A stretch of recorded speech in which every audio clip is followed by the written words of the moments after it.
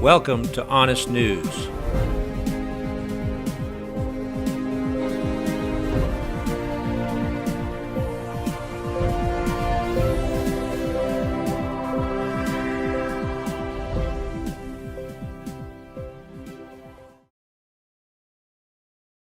Matthew, the 3rd chapter, beginning with verse 11.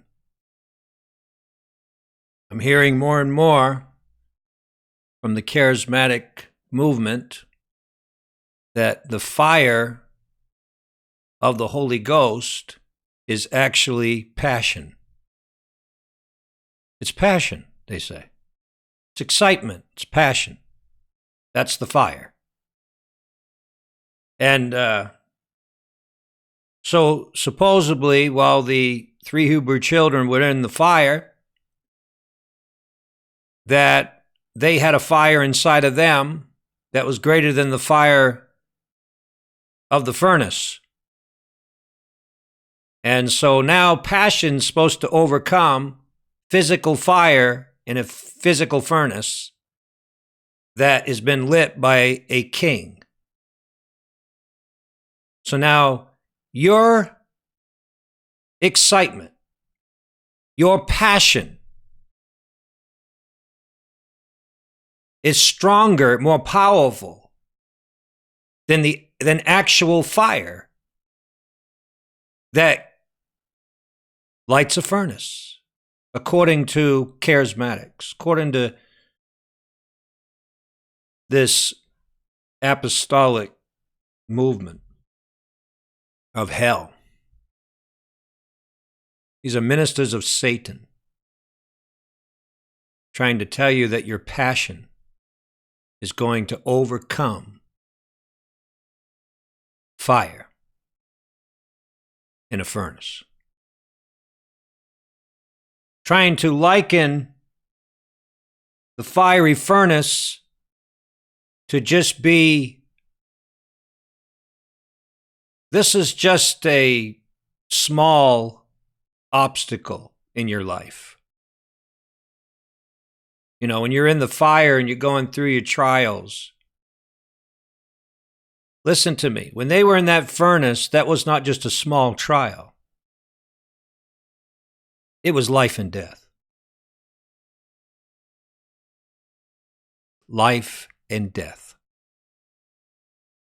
Better make sure that you have the real fire. There was a 4th man,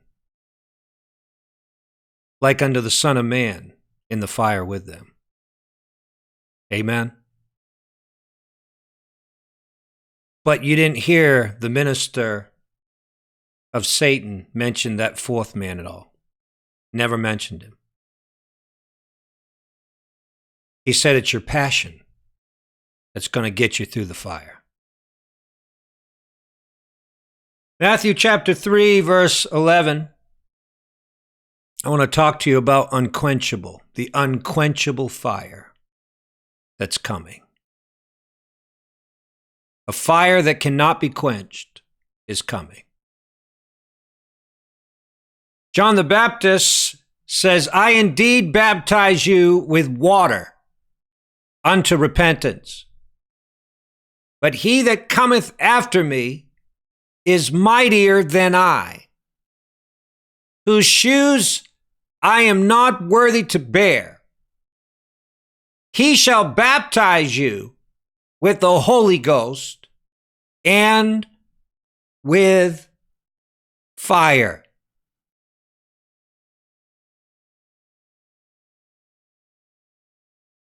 I indeed baptize you with the Holy Ghost, with water, he says.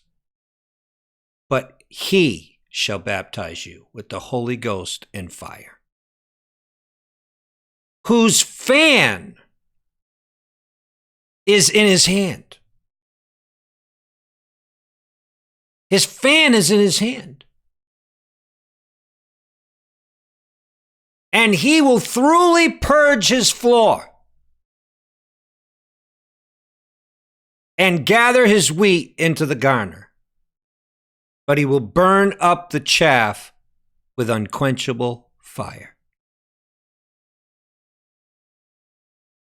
Going to burn up the chaff with unquenchable fire. What's that fan in his hand?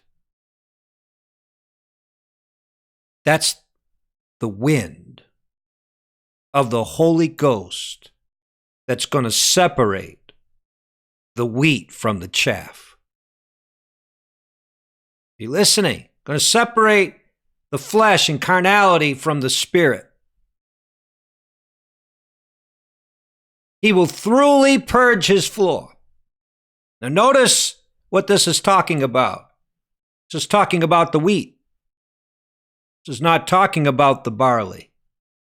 This is talking about 50 days or so after Passover. You hear what I said? This is the first fruits of the ingathering, Feast of Ingathering, with the feast of Weeks. This is where the wheat would be winnowed during the time of Pentecost. But long before the wheat is separated from the chaff, there'll be a winnowing of the barley.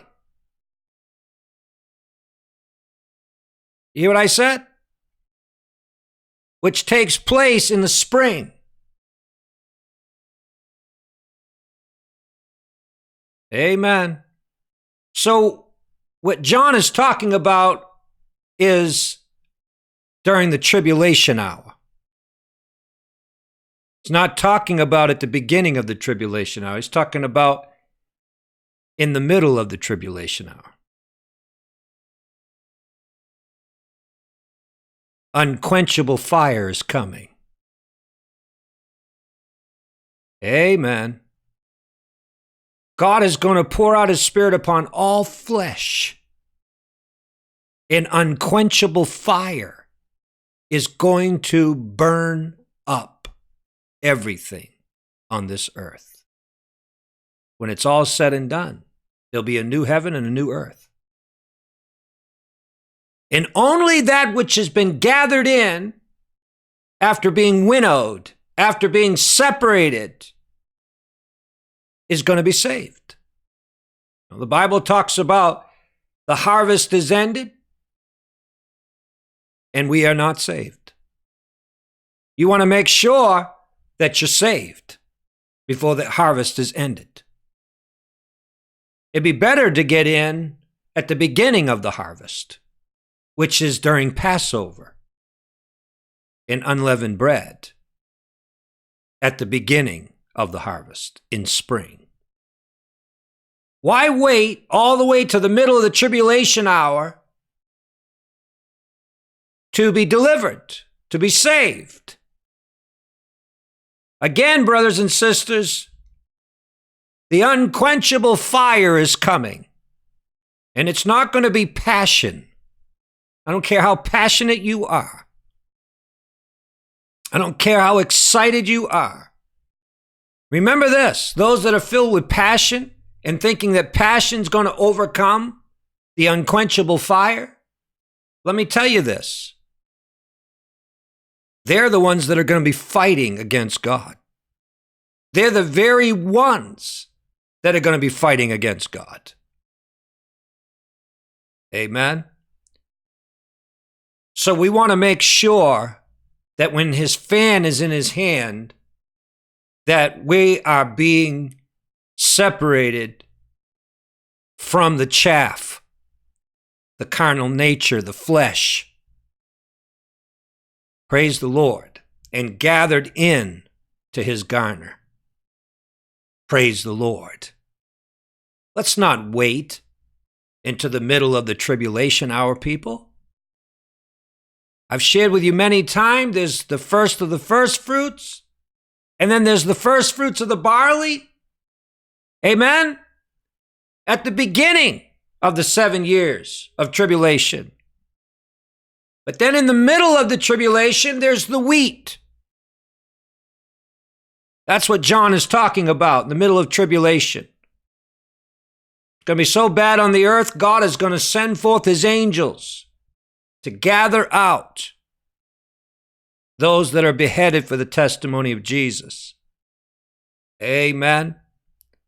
The church are the barley during spring at the beginning of the harvest.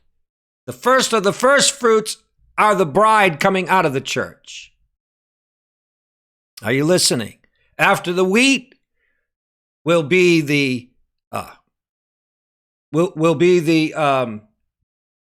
figs, right? Harvest of the figs and the harvest of the grapes. At the end of the harvest, the trampling of the grapes. The wrath of God. That's summer, the hottest part of summer. God's wrath. Amen. Right now, spiritually, we're at the beginning of spring. Look up. Our redemption is drawing near. God bless you.